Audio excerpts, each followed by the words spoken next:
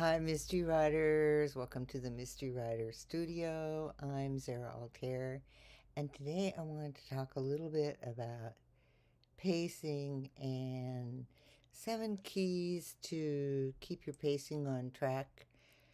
So, first, let's talk about why pacing is important. Um, it guides your reader through the story and keeps their interest up so they don't lose interest in your story. Very important. You don't want them to put them down.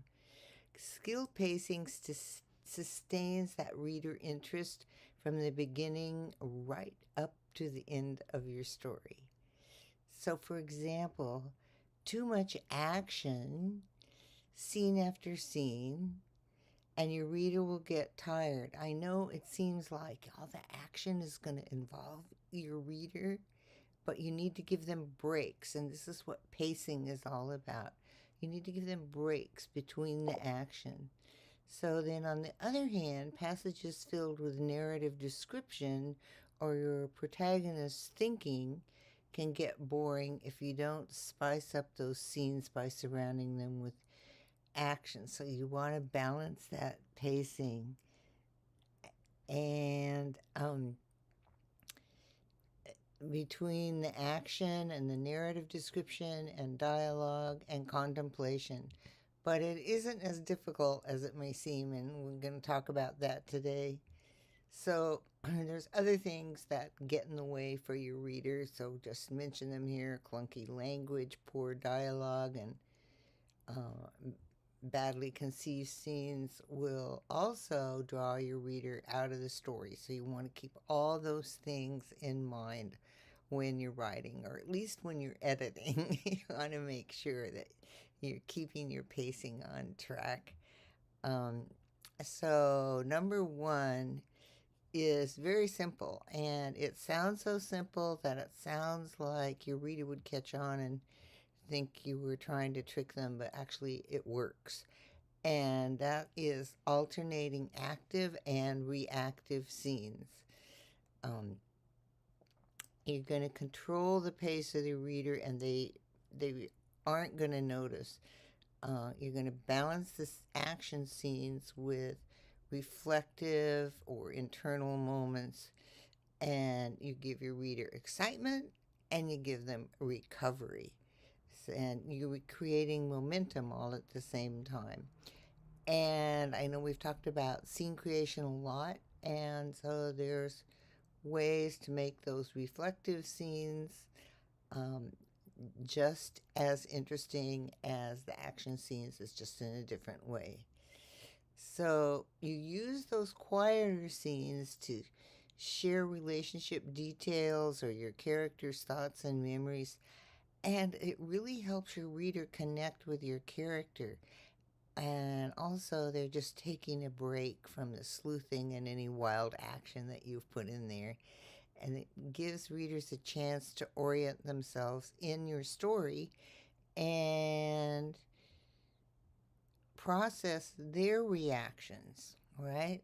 Because your readers have reactions to all that action stuff as well as your protagonist. And those quieter scenes give them time to react. And the fabulous writer James Lee Burke sends his detective Dave Robichaux fishing between dramatic moments. So you may have a way that your detective recovers from lots of activity in their life. So the balance between action and reflection keeps your reader from tedium or overwhelm, either one, because you're going back and forth. The thing to remember is too much of the same pace and your reader loses interest. There can be too much action, or there can be too much reflection and nothing happening except internal things. So the purpose of each scene is to move the story forward. That's the purpose of each scene. Want to make sure that your scene is doing that. And beginning writers often wrestle with scenes filled with description and backstory because they want their reader to know how much they know about whatever it is they're writing about. And because they think the reader needs to know everything, but they don't. What your reader wants is to be involved in the story. All right. And another thing that helps with pacing is planning your story. A mystery is plot driven, leading from the crime to the discovery of the villain.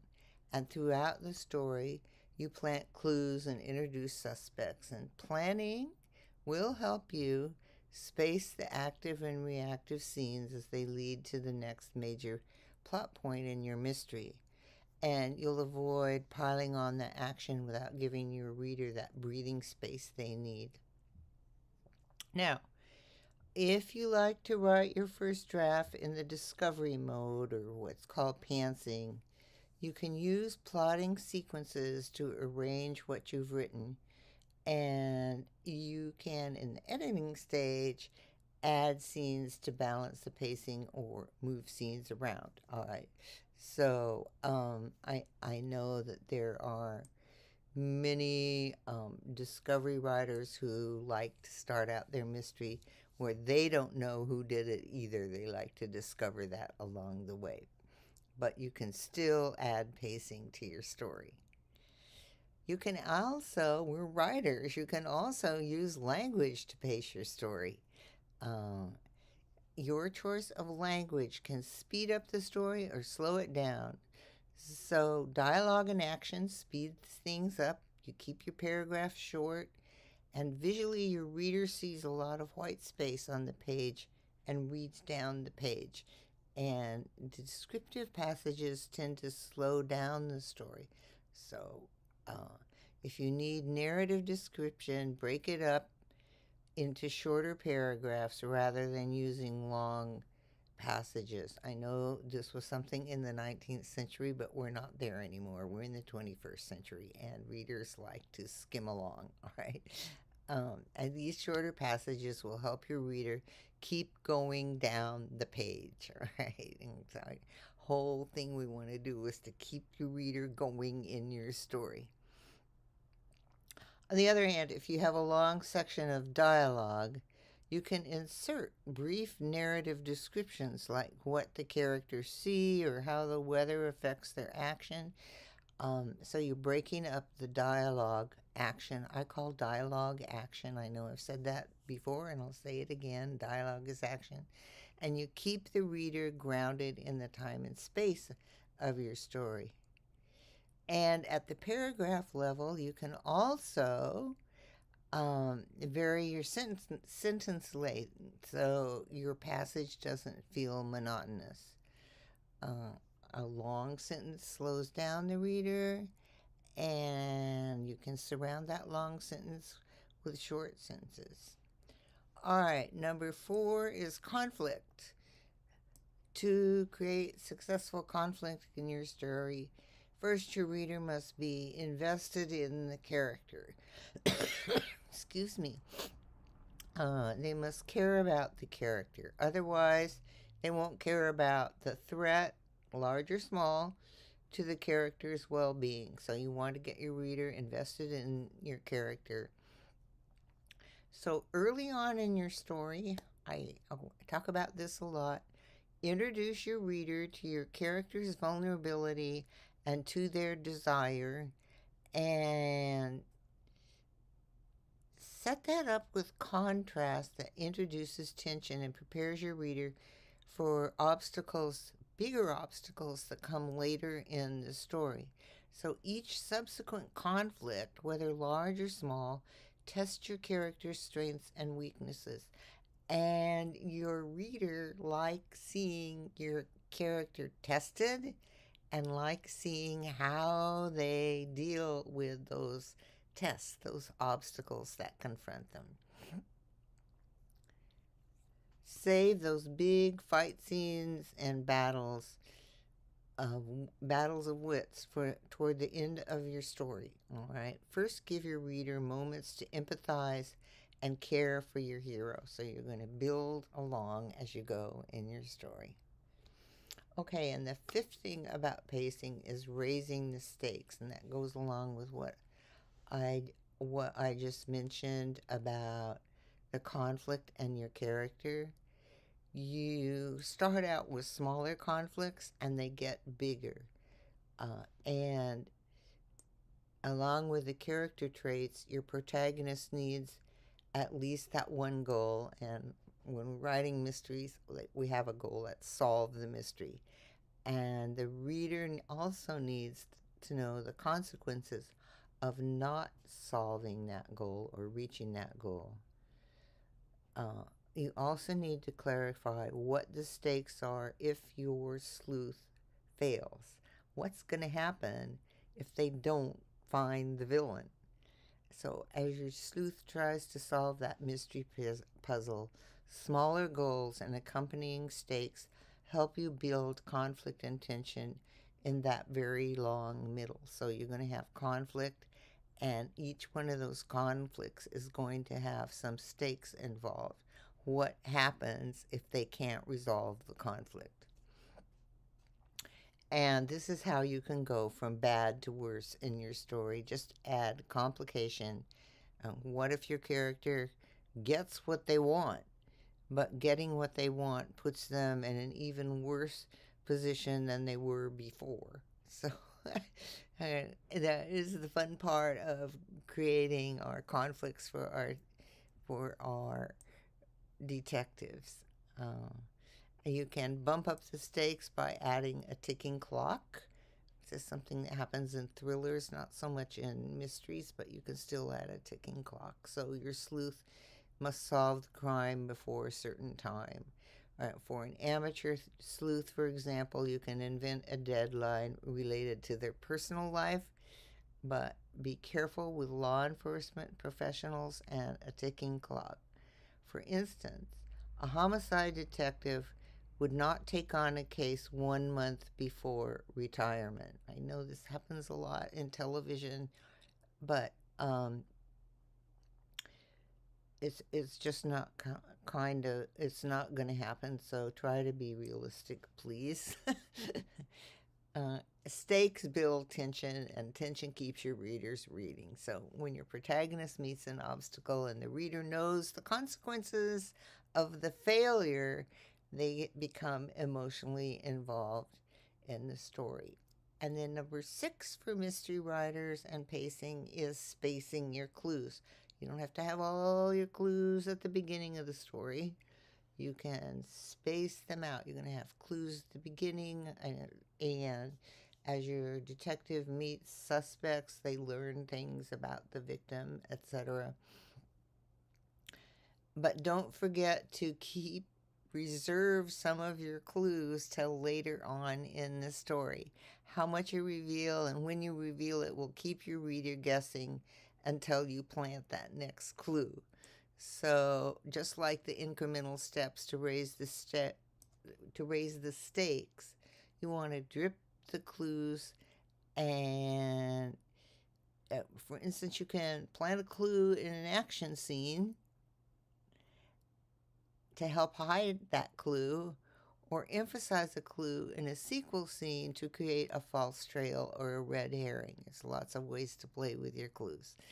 And you're going to build the question of who that culprit could be. And those clues carry the reader through each chapter and sustain interest by raising questions. All right, and then one more clue about uh, controlling your pacing, and this is read your mystery story out loud. Put yourself in the reader's place. Notice how you feel as you read each scene, and pay attention to how the sentences flow.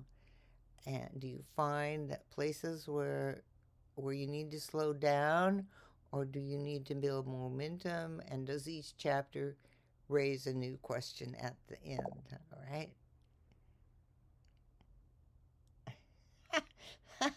Hi, Andy. Andrew Hatchett says clues should be like Easter eggs, hidden but findable. Exactly, exactly. Thank you so much, Andy. So, pacing is definitely under your control. It's a lot of work, but just keep it in mind as you're writing, and definitely when you're revising and editing your manuscript, you want to pay attention to pacing and make sure that you're going to sustain that reader interest. Pacing helps the readers move forward, and it also helps them take those quick breathers they need to just kind of take everything in that you've told them in the last scene. So, from the murder to final reveal, your pacing sustains interest, builds tension, and sustains reader in interest. So, the mystery genre is all about creating a puzzle, and you're giving your reader those puzzle pieces one at a time. All right. And at the time that you give them those pieces, they may not seem to fall into place, but they will as your sleuth puts things together. So, novel pacing can be one of the biggest challenges for beginning writers, and I hope these guidelines and these 7 tips, uh, they seem simple, but they work. All right. So, short and long sentences, action and dialogue, conflict and stakes, and alternating scenes. And the thing is that master writers use the same techniques. All right, thank you so much for being here, and thank you for your added comments for people like Andy. And I will see you next week. Keep writing.